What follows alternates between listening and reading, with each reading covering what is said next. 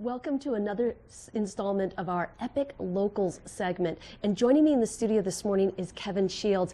And Kevin Shields has a background in speed, in different sports, and really kind of it's in your family DNA, I think. It is. I grew up in Indianapolis, Indiana, and my uncle raced out at the Indianapolis Motor Speedway, raced NASCAR.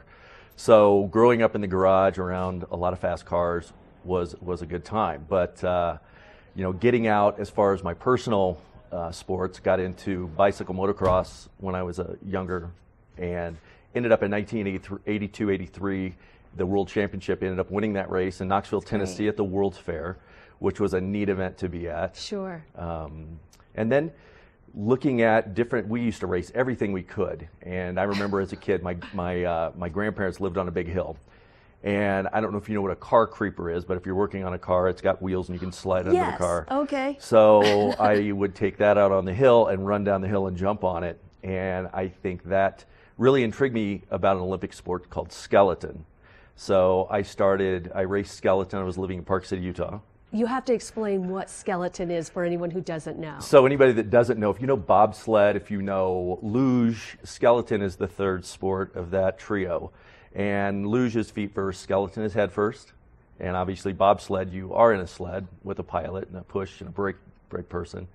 So it's a great sport. It's adrenaline rush, and it's a lot of fun.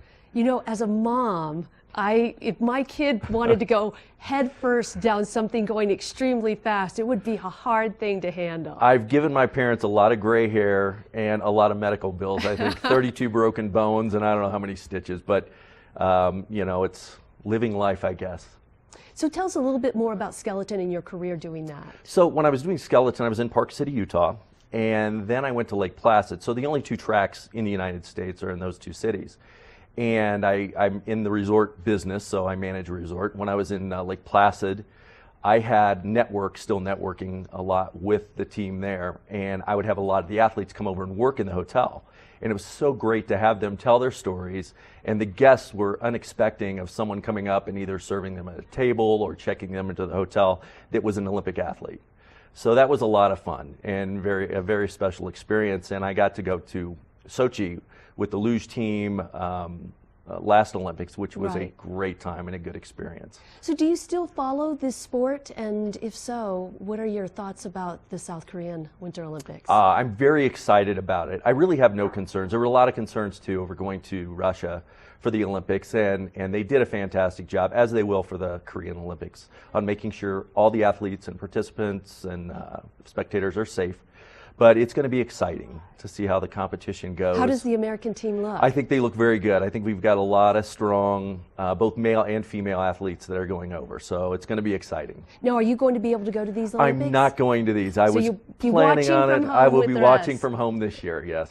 Supporting from home. And what are you doing right now here in the Valley? Well, I manage a resort, Beaver Creek Lodge, up in Beaver Creek, and we're just coming off of Culinary Weekend, which is absolutely incredible. If you didn't have a chance to participate this year, please put it on your list for next year, because it's an amazing, amazing time. Well, Beaver Creek's a great place to be as well, because there's a lot of programming throughout the year. Well, there is, and that's one thing about being an Epic local.